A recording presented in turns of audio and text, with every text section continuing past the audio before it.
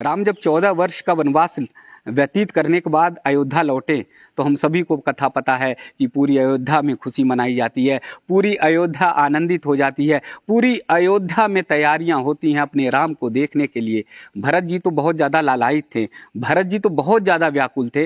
राम जी का बहुत भव्य तरीके से स्वागत किया जाता है। और उसके बाद जब गुरुजन कहते हैं कि चलिए अब जल्दी से शीघ्र से शीघ्र राम का राज्याभिषेक किया जाए, ऐसे शुभ कार्य में अब जरा भी विलंब नहीं करना है, जरा भी देरी नहीं करनी है, तब फिर जो है राम जी कैसे अपने भरत को प्यार से बुलाते हैं। सबसे पहले भरत को प्यार से बुलाते हैं। 14 वर्ष तक जो उनकी लटे जो बाल थे, जटा रूप हो गई थी, उनको अपने हाथों से सहलाते हैं, धीरे धीरे ठीक करते हैं। 14 वर्ष का वनवास तो मुझे मिला था, 14 वर्ष का कष्ट तुमने झेला है मेरे भाई, मेरे प्रिय भरत। और उनको पूरी तरह से पूरे लट को ठीक करते हैं।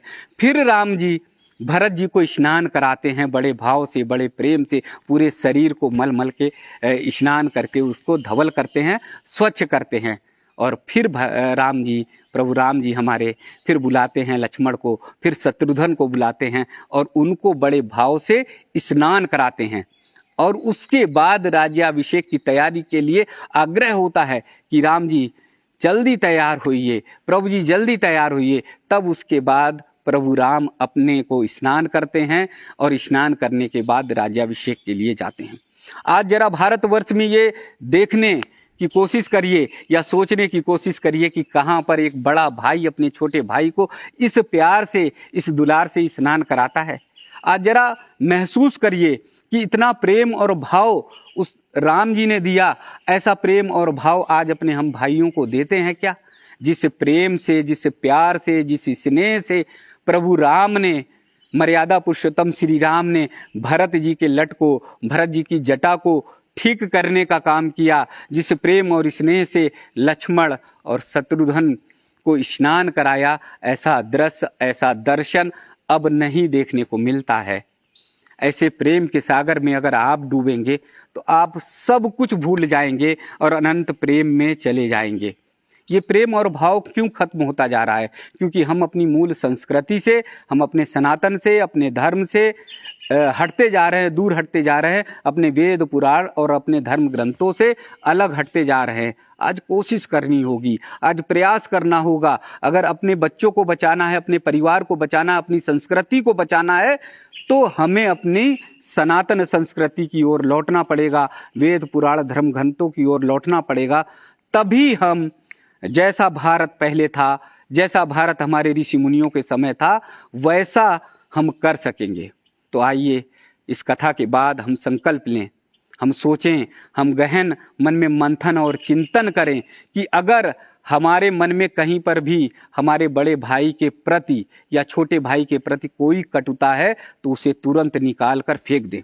अगर आप छोटे हैं और बड़े भाई के प्रति किसी कारणवश कोई कटुता आ गई है, मन में कोई बात आ गई है, मन में कोई टीस या दर्द और तकलीफ है, तो आप दौड़ कर जाइए, अपने बड़े भाई के पैर छूइए, उनके चरण वंदना करिए और आग्रह करके, निवेदन करके, आंसुओं की धारा से बस एक बार कहिए कि भैया मुझसे बहुत बड़ी भूल हो गई, भैया मुझसे बहुत बड़ी गलती हो गई। ये धन संपदा, वैभव, खेत खलिहान, बाग बगीचे, ये तो यहीं रह जाएंगे। हमारा और तुम्हारा जो प्रेम है, हमारा जो प्रेम और भाव है, श्रद्धा और भाव है, वो अनंत है, वो स्मरणीय रहेगा। अगर हम अच्छे से प्रेम और भाव के साथ रहेंगे तो इस गांव में, इस शहर में, कस्बे में, नगर में, हर जगह हमारे प्रेम और भाव की चर्चा होगी। इसलिए मुझे माफ़ कर लो, ये धन भी रख लो, ये खेत भी रख लो, ये ज़मीन जायदाद सब कुछ रख लो, सारा जो भी तुम्हें चाहिए, लेकिन मेरे मन में जो पाप आया था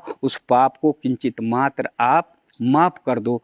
मुझे अपने चरणों में लगाकर, मुझे अपने चरणों में बिठाकर बस मेरे पाप को दूर कर दो। जो मेरे मन में जो संशय आपके प्रति आया था उसे जो है बाहर निकालने का काम करो, क्योंकि मैं बहुत बड़ा अभागा हूँगा जो इतने भाई के प्रेम को पाकर जो है और भाई के स्नेह को पाकर अपने जीवन में ऐसी कटुता लाने का काम करूँगा।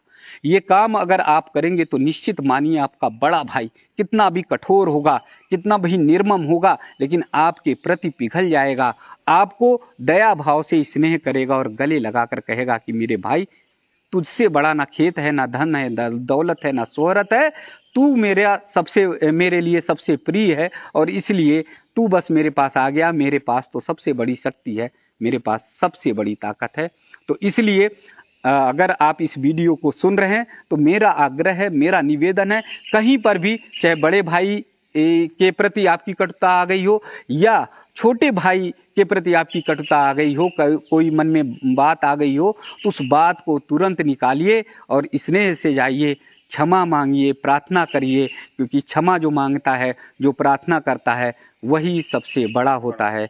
तो आइए हम सब मिलकर परिवार को जोड़ने का काम करें, हम सब मिलकर सनातन संस्कृति की उस परंपरा का निर्वहन करने का काम करें जो हमारे भारतवर्ष में रही है और जिस भारतवर्ष का ध्येय वाक्य, जिस भारतवर्ष का सूत्र ही वसुधैव कुटुंबकम यानी संपूर्ण धरती को परिवार मानने का है, उसी भारतवर्ष के उस सूत्र वाक्य को हम जन जन तक ले जाने का काम करें, हम लोगों तक पहुंचाने का काम करें।